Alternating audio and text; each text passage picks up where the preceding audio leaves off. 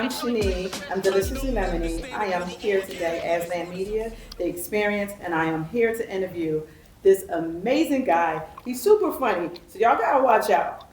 Y'all got experience going on today with Mr. Rick Watson. Thanks for joining me, Mr. Rick Watson, because I dare not to say just Rick. Well, you can say it, but I won't answer. Rick. Mr. Rick Watson. Hey, yes, Shanique. How are you? Nice to meet you. Nice to meet you as well. Nice chatting with you. You as well. It was a joy. Tell me about it. Definitely a joy. Okay. I want to give you the pleasure of having some of my drinks because I don't know if you ever had this before. The cup says, sip's about to go down. I want y'all to know it's about to go down because we got Mr. Rick Watson here. Oh, cool. I could test. Okay. I had a sip stick. Can I toast with you? Oh, who made this? Let me see. Let me be the. Oh my goodness. Amazing. This is amazing. Thank you. Wow. I don't want to drink too much and can't do the interview. Yeah, I'm not going to try to make it all the way go down. That's really, really, really good. Wow. So these are all my beverages. Deliciously Lemony, and I make all sorts of drinks. Peach, mango, pineapple, strawberry, blueberry, green apple. So many different flavors. This is actually a featured flavor I made for an event that I did yesterday for children. It was an event for like Shark Tanks, which like Shark Tanks for kids. Oh, okay. So I was the host, but we came here to talk to you. Okay. And this was a pineapple cotton candy. And what I love about it, I would thought something that tastes that good would be too tart or too sweet, and that's like perfect. So, great job. I love it. Thank you. I'm gonna get a lot of my money, that's for sure. Maybe since if you decide to be a really, really good guest, I'll give you one to take home. All right, now y'all All right, audience, y'all heard that. But he got to be on his best. Y'all heard that. No, it's just me and you. Yeah, but they watching. They are watching. Okay, so Mr. Watson, please tell me what makes Mr. Watson today's Mr. Rick Watson. Today's Mr. Watson? Well, I'm a very what I believe makes me is I'm very dedicated, focused person that goes extra mile for everything I do. Not just for my sake, but for the people that work for me, actors, singers, everybody. I think that I believe that I'm a great leader in putting together people to be able to expand all of their gifts, not just me. So. Okay. So for the folks that do not know about you, the plays, the author, the writer, I think they were under a rock if they don't know me. First of all, if you didn't know me, so you were under a rock. Under rocks. Yeah, that's true. Yeah, so for the people that don't know me, you want me to give you a little bit of me, yes, a little bit more. Well, my brand again is Rick Watson. I'm always throwing it out there. I'm a writer, director, producer, and I also am an author. And I have my own wine out. I have ice cream out. I have multiple things, fashion, clothing line out. So I do a little bit of everything. So what is your clothing line called? It's called Born Ready. Born Ready. Yeah, right now we have caps, t-shirts, and hoodies, and it's Born Ready with a crown, with a BR, B backwards R. It's so nice. I wanted to bring some things, but I just got back in town, so I didn't get a chance. Yeah, I had a feeling you might want gifts, so I said what I'm gonna do is make her wait a little bit. I can see why you would do that. not really surprised. So tell me about these plays. Oh, you want to know about the plays? Oh, yes. my plays. So how many plays? About 20 between. 20. I know it's 20 scripts between and produced between stage plays and films because I have both. I do plays and films, so I think that I'll be having it may come up to 20 or 25, but I got about maybe 16 plays, 4 or 5 produced films. I have a lot of scripts written. With the theater, I have a lot of different amazing titles like Your Girlfriend Need to Mind Her Business. Ain't That Just Like a Man? Men lie too much, women lie too good. Yeah. Mama knows best. Who came up with these names? Just the two of us. There's a thin line between love and hate. I got so many titles and so many plays. So when was your first play? My very first play was a script that I wrote. Was called, I remember I couldn't even get a title for it. And it was a play about family. And I was going through emotion in the car one day, and when I wrote the script years ago, and when I was going through the script, ideas for it, I was in the car, and my family was doing some dumb stuff. So I just called it, "What's Wrong with My Family?" I said that out loud. Man, what is wrong with my family? And then I said, that's the title. And so I put it on for the first time in Philadelphia at the Merriam Theater, my very first play. Nice. And it was pretty cool, yeah. Oh, that's my phone. It ain't supposed to be going off. You and me talk to him? Let me get it. That's a video call, must be. Oh, ain't this something? Say, tell them go live. Let us see you. What's that? Come on. Let everybody know. Say, we live here at the Experience. Let me see. Oh, I tried to answer it. I want them to know it. You want them to know it? Because he's so busy, y'all. He's so busy. We're so blessed to have him because everybody wants to call him. I don't know if she Mr. means that, Watson. y'all. I don't know if she means that. I do. But it sounds good. I do. Okay. So you have this amazing play. What age were you when you first? Ooh, when I first wrote it, I was in a place where I'm not fond of being. Years ago, if you don't mind me saying, I was in penitentiary. Wow. No. I mean, it is totally. They really stopped calling. I'm going to answer it. Let me tell them that I'm on the thing for real. Tell them you want to thank. I'm trying to. I try to tell them. Please tell them it's the Experience. Let Jesus get off the phone. Thank you. She get ready to get me in trouble. They will not. What is this? My phone don't ring like that. Like calling me on social media too. But we were talking about the first play I ever did. So we were talking about that you in the penitentiary, and we were saying. Oh yeah. What age? Well, I was young. I was maybe about 24, maybe. I think around 24, and I went to the penitentiary, and I got to the point that I was trying to. What made me write it was I got to the point because I was raised with some really great parents, mother and father both. I was fortunate to have both. They was married till they was married up to 54 years before my dad died. God bless him. And so I went to Catholic schools, and also when I went to the penitentiary, getting caught up in the streets, and went to the penitentiary, I wanted to search for who I was and what was my gift, and I knew this couldn't be it.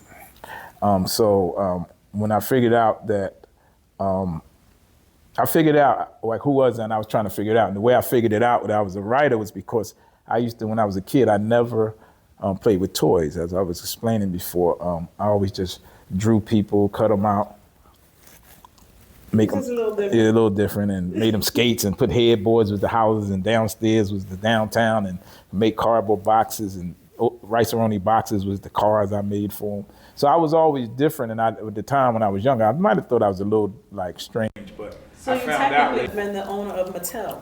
I could have been. You could have been. Easily. So what I did was when I was away, I just remembered I started thinking of my life, and because one thing going away dead is gave me time to think. Because a lot of times you get caught up in the streets, you don't have time to think. You just so what move made and react. you go away? What if you can help another child that's out here that is in the same position that you were in? What could you say to them that would? Well, there's various things I can say to kids because I speak at a lot of schools. But one of the things that I do to kids, because I don't shy away from my life and my lesson in life, because I always tell people everything is relevant. Everything is a lesson. You just have to get the lesson out of it. So for me, one of the things I encourage the youth about is to tell them that first thing is the only person that can make a person fail is themselves. So don't ever look at it as I have reasons, like I made excuses why I was caught up or why I was doing things. That was my own decision. And I also tell them that always think of your future and understand that you're never going to be a failure while you're alive, so don't let nobody tell you you are. You're only a failure if you fail and then you died and you have nothing else other than that. And then I also try to explain to children and youth that success is just a state of mind that motivates progress. That's all success is. So it's different variants of success. It's, of course, multi-million dollar success is what we're doing here is, just writing a book, anything is a form of success. So nobody's to tell you what your success is, because contrary to popular demand, no matter how much money you got, you're always going to be in need, because you're going to live according to it. I ain't going to have $20 million and sitting in the bank and I'm just living the same way I was. So I always try to encourage them to think differently as far as their approach to life in general. And there's various ways, that's just some of them. Okay, so you said you speak to children. What places do you usually speak to them at? A lot of people call me out to speak. I was doing a program I was doing one time, going to all the schools. It was called Education is the Key. And I used to bring in a lot of celebrities to kind of speak, because they'll do that for free for me and say, Rick, all right, I got a school, man. You come and speak to the kids. And they did it. It's a program I took through to the schools. And then colleges started calling me. One of his professors I had spoke at university. I used to go out and speak to some of the colleges. And it was amazing because he wanted me to read parts of his books. He was a criminologist, and I read it so quick and did so much of it. He was amazed, like, damn, you really read it. So I just get called at times because some people know what I do, so they always calling me to come and speak and encourage them. And that's my way of giving back. I'm a spiritual man, so I know much is given, much is required. So, in true religion, as I read, is about helping people in need and taking care of the poor and things like that. So that's a very big agenda for me. So. Absolutely. Thank you for that. You're welcome. Yes, we need so many men in the world like that doing that today, especially in this day and time where we have so many young children being guided in the wrong direction. Mm-hmm. Well, it's because the system is, and what you have to understand is that exactly what you see is the system is set up for. It's not a coincidence in the mindsets we're in. But what we do is we have the power to change the thinking. That's why it's important for us as just human beings, regardless of color, to make sure you put yourself in a position to encourage people. So I don't want to do any work if it can't have some form of encouragement in it or some kind of enlightenment in it.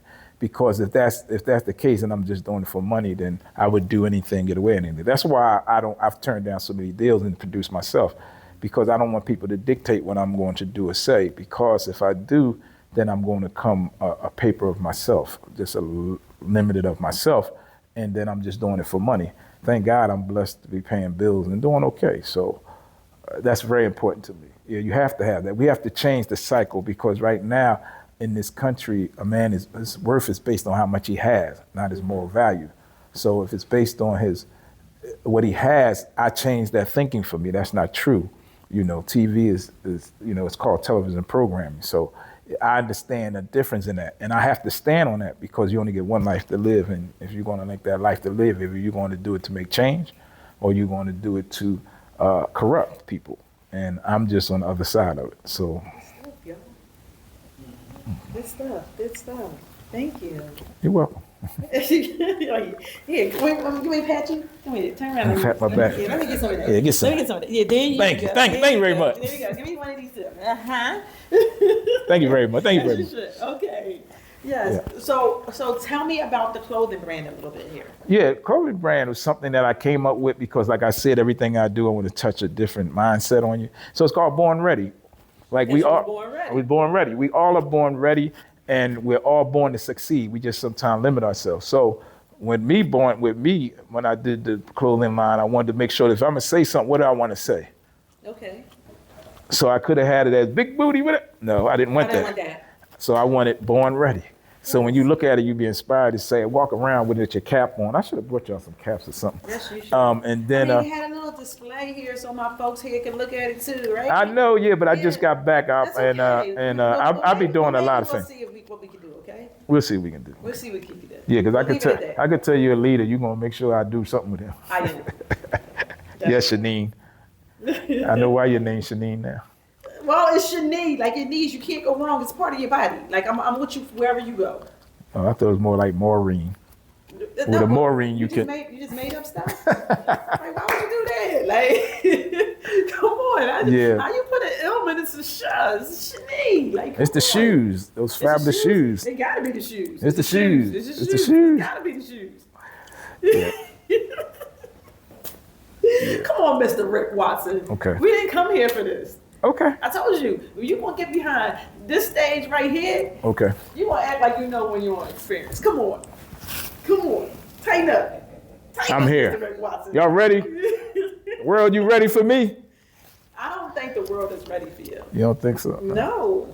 I think The the world contrary. is definitely not finished with you. We have Definitely. because no matter what, these plays are phenomenal. Everything else that you're doing is just rather impressive. I don't even Thank you. know, like, I don't even know where do we continue. I still want to know more about these plays. Okay. I want to know. You want to know how I got to that point or the story that went to it? Would that help? Yes. Maybe. Yes, that maybe. See, I can direct. See, I can direct. You can direct because I need to know about. Well, let me tell you this. My story is, you know a little bit more about me. You know what I did as a kid, things like that. Coming up in the community, I came up in South Philadelphia, which was a pretty trying So it's time. like South Philadelphia. Yeah, South Philadelphia. Born and raised. I told you I was young, and the things I did when I was young, that kind of prepared me for things like that. Then I got to the point. And that's when you started writing. No, I didn't start writing until I went to the penitentiary. But what I did before I started writing, I always liked entertainment. So I had actually, before I ever went to penitentiary, being young, we started a group.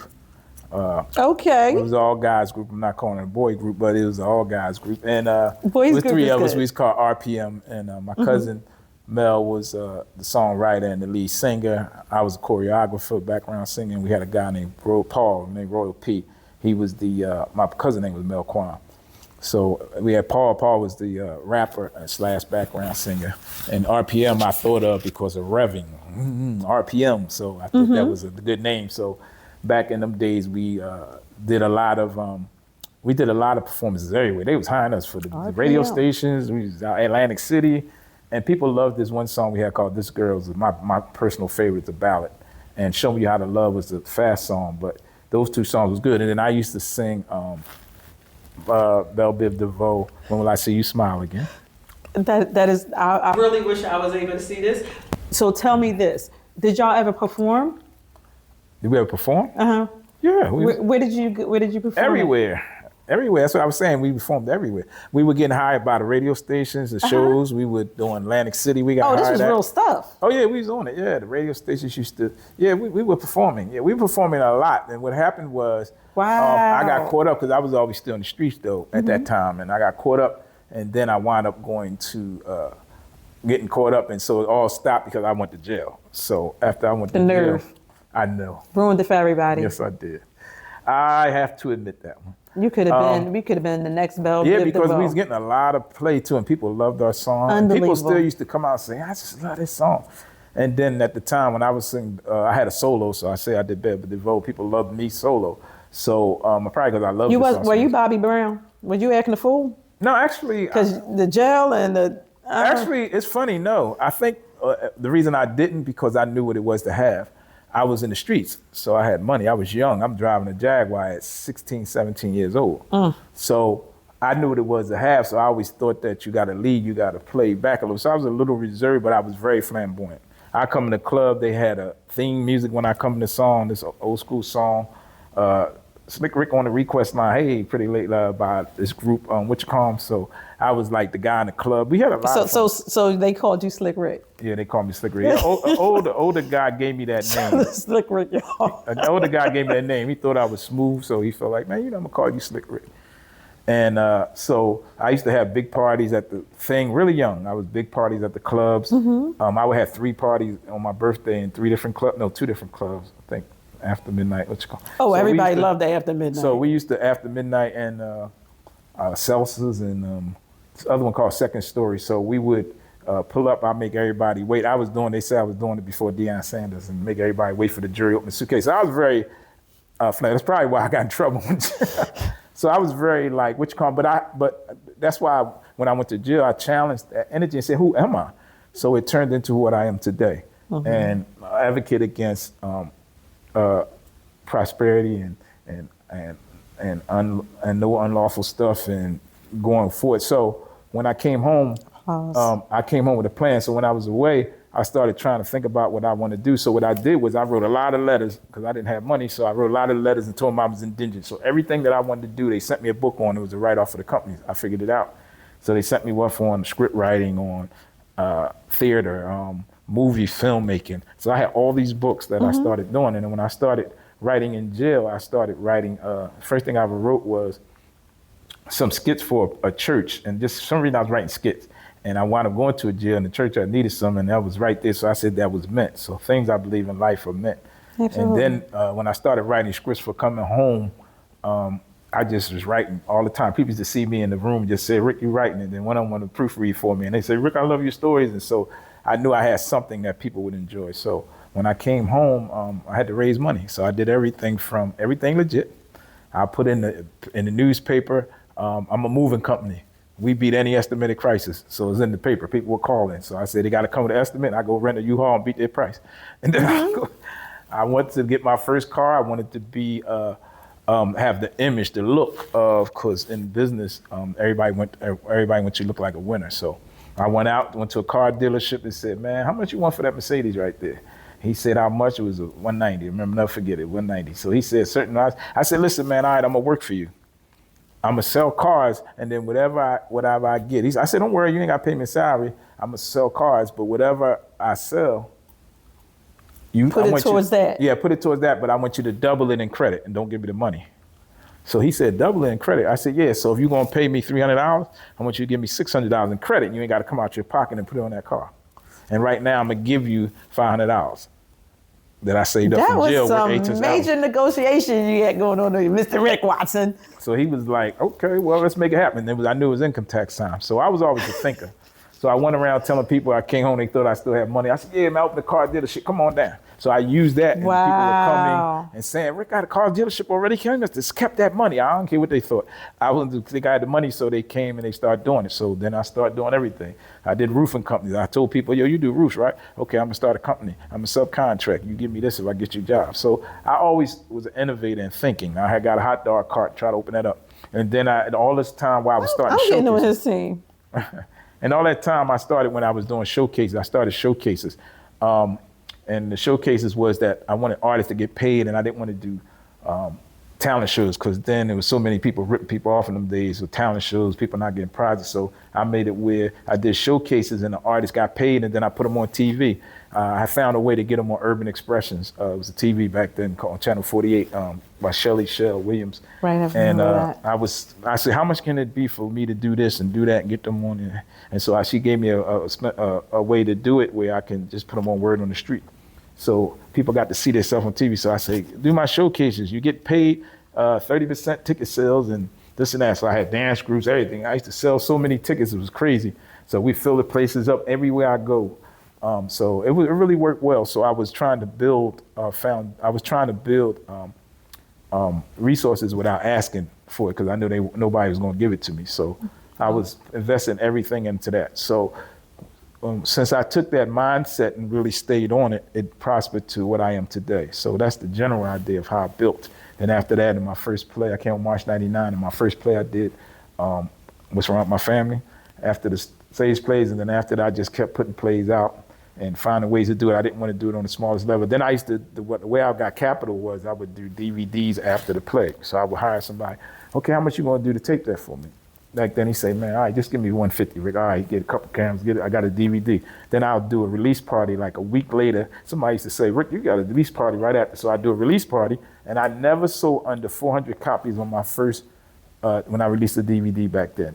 400 copies at $20 a piece, you do the math. So it came out really well. So instead of signings and all that, I did it grand, Arts Bank Theater. I mean, I did places where people want to come out. I got clubs to, sponsor it, where you just get people to come out and they do it, and then it's a party for it. So I was always in the position of doing that. So after I got to that point and saving money, and I had a vision of what I wanted to do. So in my vision of what I wanted to do, the biggest inspiration, part of my inspiration of doing what I did, because I wanted all my children to see a different thing and understand that they can become something, and now they all business owners. So that's a blessing in itself. I don't want to take all the credit, but it helped them understand it, because they always come to me for advice and understanding things. So And once you showed everyone just from being where you were at, incarcerated, Right. and improved, like there can be, you can change your life over. So tell me this though, because somebody told me Okay. that we are in the Kimmel Center right now. Yeah. Yeah. I heard that What you hear? Let me hear what you heard. something special went on In the Kimmel Center? in the Kimmel Center. Yeah, this is the biggest venue I ever did. I did here in the Kimmel Center. I was the first African American in 2013 to do a stage play here. Wow. And I did a stage play. I wrote the story for McFadden and Whitehead. Ain't no stopping us now. So I did the John Whitehead story, and what I did was I did the rights. I know legal stuff, so I did the rights to his wife's story, his second wife's story, and it tells his story. And I actually starred as him because she wanted me to, and everybody wanted. Now when I've been acting, everybody want me to keep acting, but no. But so I played John Whitehead, and it did really well here. Unbelievable. So, yeah, and so it did really well. We had the song. So what I did was when I was trying to go to the record companies, Philly International and them, Kenny Gamble and them, they was telling me like, well, you got to go, this person did it. Then I was researching. I said, well, y'all don't own it no more. So they was sending me in, I guess, going to get the money to me. I don't mean to tell on y'all, but get money to me to do the rights. So what I did was instead of going through all that, I did it another legal way. I hired the groups who actually sing it. So I hired the Intruders. Sing I Love My Mom and all them songs. Shut John Whitehead, up. then I hired the Blue Notes. So now I ain't got to play the music. I got them singing it live, and that's what they can do. And I hired them to do it. So, and I got footage on it. So, because I paid for it. So Nice. That's the good way to going around it. Good Yeah. job. Good job. Yeah, you always got to think, man. Yes, stay on your toes. Yeah, people always think first why they can't do something. I only think about how to get it done. If I concentrate on that and not what's in front of me, I can just fidget it. Because right now you don't know what you can do. How you know you can't do it? You got to just go for it and let it work it out. I believe that we're all made to be a success. We limit ourselves because of the society having a projection of who we are as a people, that we can't go to the next level because they're not going to give us nothing. I don't look for nobody to give me nothing except for God. You're the perfect person to talk to these children. We have so much to give back to these kids, and what you do for these kids, how you employ so many different people, how you just bring the joy to different people's lives, the lives that you've changed. Like, it's so many people that you have had under your umbrella. Yeah, I've been blessed. That's why it's a responsibility to come with maintaining something. And that's one of the reasons I don't give in freely to give my own now that's why now I'm doing a streaming channel now. It's called Philadelphia Radio TV. We have a streaming channel. Streaming talent called what? Philadelphia Radio. Philadelphia TV, Radio. Philadelphia Radio TV. Okay. What had happened is some colleagues of mine, it's their channel, and I'm working with them to do it, so I have my channel on it. So you have to subscribe like you would do Netflix. If it's Rick Watson TV. So if you went to Philadelphia Radio, you just download the app for free. You can see a lot of free stuff on there. But if you go and you see Rick Watson TV, then you want to subscribe, then you'll be able to see my stuff. And it's very inexpensive for the year. So I think it's always the next level. I never think of settling for anything or anybody, because I understand that, we are truly made to accomplish what we want to accomplish. And only thing that makes people limit themselves is what society projects us to be, and sometimes you have to ignore everything in front of you. You know what I'm saying? Because everything in front of you is mirage. Like television programming, when they used to do back in the day to keep us down, and we only play mammies and we only did this. So it's a psychological thing they put still in the dictionary today. It say black means dirty, desolate, evil, all this other stuff. White means pure, honest. So, and this is nothing against nobody, because I hate nobody. I treat everybody accordingly, but it's important for us to get the word out, to understand, to not stay stuck in what you've been fed. It's important to figure it out and understand who we really are. And even because some people, I notice people work with the subconscious mind and the conscious mind. Consciously, everybody be like, I can be anything that I want. But why don't you be everything that you want? Because subconsciously it's there that you might think it might not work. You think about failure. Yeah. It is such a pleasure talking to you. I could talk to you all day. Time is money. No, I'm just. Well, I mean, only playing. I don't want your phone to start ringing. Oh my goodness. She good too. She get me right back. Yeah, but I'm glad that, so for me, realistically, it's so important for us to lead by example. I mean, even if you think something ain't going your way, because contrary to popular man in life, if you pay attention to life, things always work their way out. And you be worrying, and that's why the Bible say, don't worry about tomorrow, let it worry for itself. How much more worrying about it's going to help? Because at the end of the day, it's going to work out. Whoever thought that I would be in the position I am today to have toured the country. I haven't been out the country, but I've toured the country, almost every major city and state, worked with many celebrities in my plays, wrote stories about them, incorporated their multi-platinum songs into hit things, like when I did with Orange Juice Jones. I was just about to ask you. Yeah, Orange Juice Jones, that Yes. song, I saw you and him. Walking in the rain. And what I did was I turned that into a thing. I had approached him and said, listen, man, I want to turn that into a play. So he didn't realize how fast I wrote it when I started writing it, because I said, well, with people, I always say, like, okay, I want you to write. You want to be a part of it? Okay, write the monologue. I'm going to put you in between these scenes. So he took too long. Oh, please let me write. Please. Well, he took too long, so I wrote it. And then I let him change it, but I knew that would motivate me to get it done. And we did it. And when I tell you people lost their minds about it, they thought there was a real story to the thing. It was that good. So when I did the John Whitehead, when I first came home, I always wanted to work with a celebrity, and I always loved that song, When Will I See You Smile Again, by Tony Terry. And he was the first celebrity I ever worked with, a multi-platinum, and I found a way to afford it. I just put him as performing the song in the beginning. Did a monologue piece where the voice in the background. When I got married, and we got married on white horses and what you call, and on top of that, we had Tony Terry come and sing our favorite song. He come out, that song, come on. The curtains at the Miriam Theater, and it was like, when I'm... Oh, we have to check that out. Yeah. I got the DVD. I got that on DVD. I got that on footage. But I have a lot of things. That's it. So the bottom line is, though, the reason I tell my stories is for you to understand that we're creators. God made us to succeed. God made us in His likeness. You can make a choice. We're not animals that we have to be in a position where we live by instinct only. We can make choices. So it's important for the youth and everybody in general just to know to go for it and see what comes from it. Don't limit your thinking, and don't believe and worries. Always what you speak out your mouth, it speaks life. So always speak that it's going to be great. Like this here, the experience is going to be the biggest thing on the planet. I feel it. That's why I broke my neck. I broke my neck to get here. Yes. And to get some juice. And I appreciate that. If you don't give me no we juice, appreciate that. You don't give me no juice, I'm changing my statement. No, I'm just... Oh, that's low. That's low. Playing. That's low. Come get them, y'all. Come get them. Come get them. Yeah. I do want y'all to see a little footage that we might have on some of these plays. Okay. Is it okay if we show some of that? Time is money again. No, I'm just... No, definitely. And it'll be my pleasure for y'all to check it. So check it out.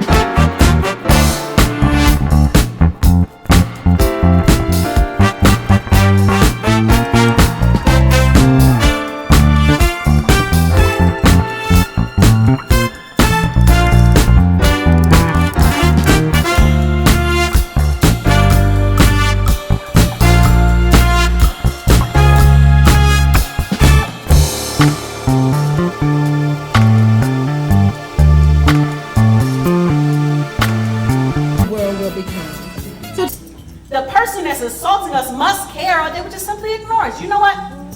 To put it in perspective, we first have to learn how to love ourselves before we can even know how to give love to someone else properly. And you know we cannot do that until we know and understand proper love devotion through God's precious word from this Bible.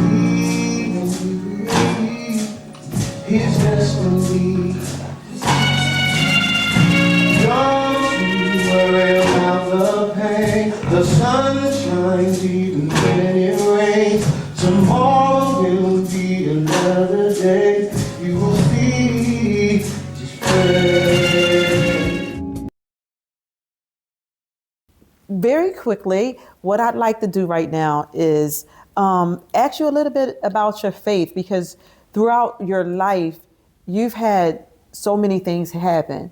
You know, from you being a young child, you and I spoke with about you being the man of the house, and you've been through a lot throughout life. I just want to know, at what point did faith enter your life? Well, faith entered my life. I got incarcerated, and I was always raised in the church. I went to Catholic school, all that, so I always knew of God. Mm-hmm. And actually, I always believed God. I remember when I was even in the cursing stage of my life, I always said in front of the church, I will not curse. So I always was raised with spirituality in my life. So spirituality. So your parents? Yeah, they raised us that way. So I actually always believed in God. One thing that I did was I wanted to learn God for myself. So when I was away, I read the Bible front to back, made scriptures and books to give to people if they need to be encouraged. Because one of the ways I first got saved, I was, you always battling with going back and forth, maybe not, maybe this, because the enemy is always just could put a thought, but he has no power. So I used to sit in the thing and wanted to go to the next level when I got in there. So one time this is when I really knew that God had something for me. I had gotten into a position, I was in a cell and I was going out, and then I kept debating, do I want to go this thing to hear this guy that's going to preach, who's incarcerated before, white guy, he saved now and he's saying things. And I kept debating, and then I said, no, I ain't going there. Then I said, I want to go. So last minute I went, I said, all right, they're going out, I'm going to go. They said, oh, you got your ticket? I said, no. They said, well, all the tickets is gone. So I said, okay, well, all right, well, I ain't going there. So I come back in and I started to go in my cell, and then I came back out my cell and there was a ticket laying in front of my door.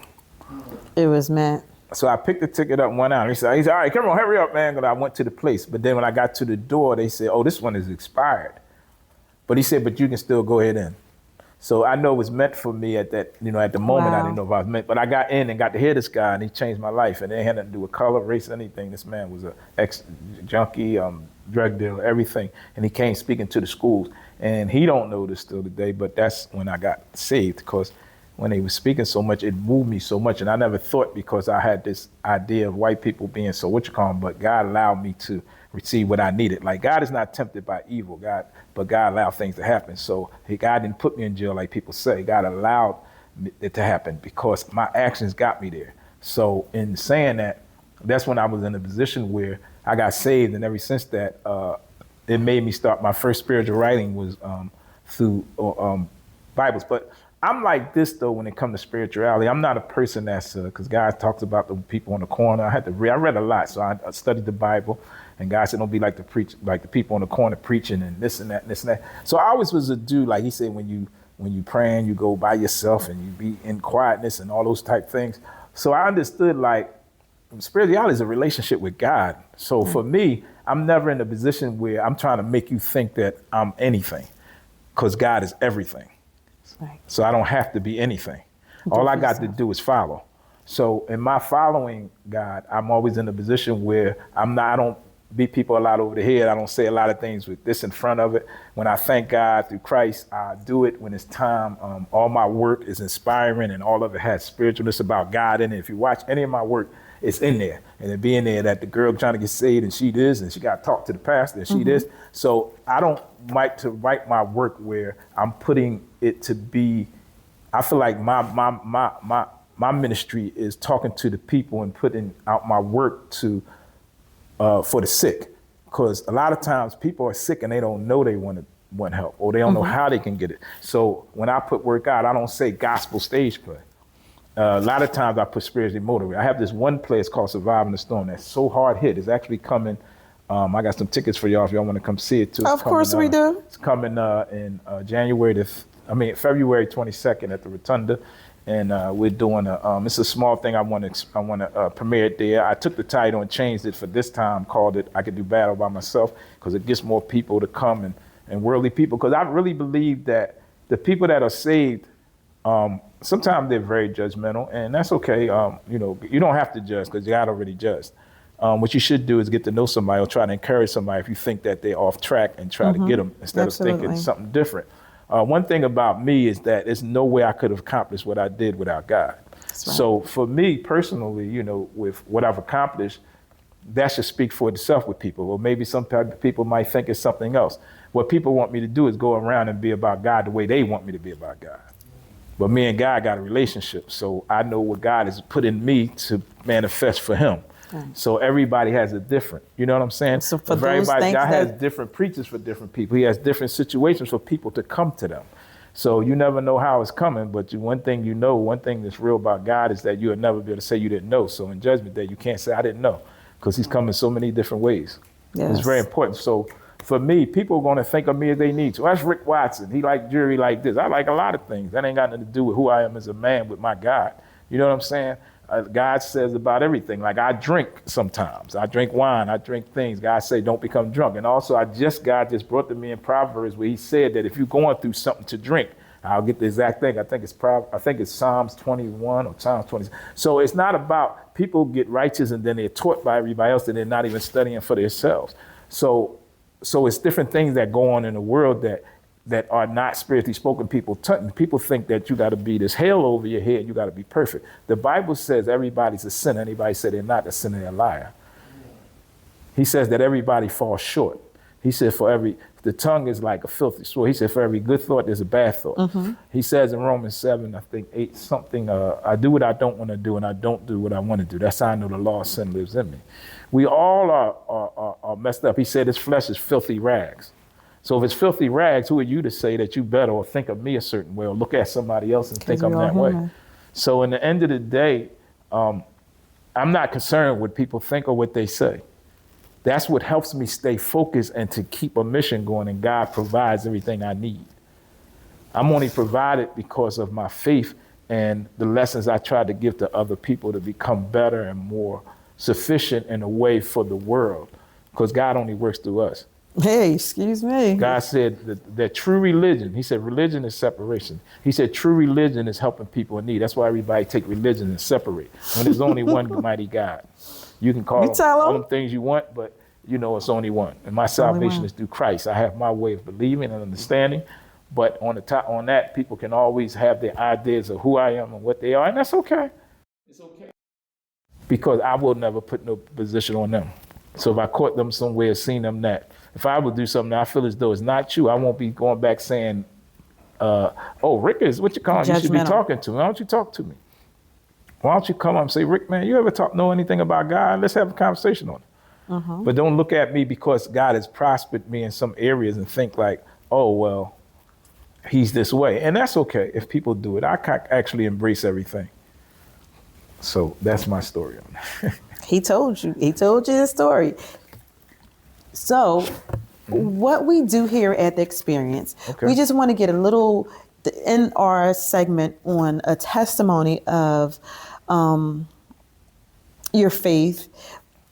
That was just incredible in itself. So I don't know if it's something else that you like to tell me about your faith. Well,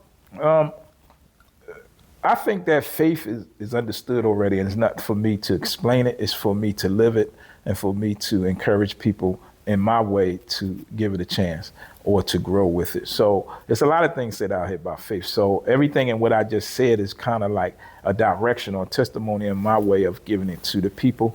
So from finding a thing in front of my door, that's like, what's the odds in that, to being in a position where my work is always going to have an encouragement in it.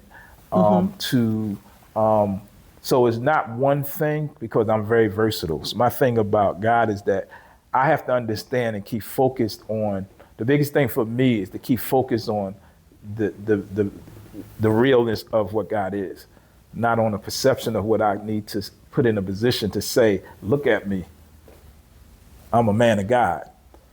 Right. Action speaks louder than words. Always. And God speaks more than anybody. All the time. So just listen.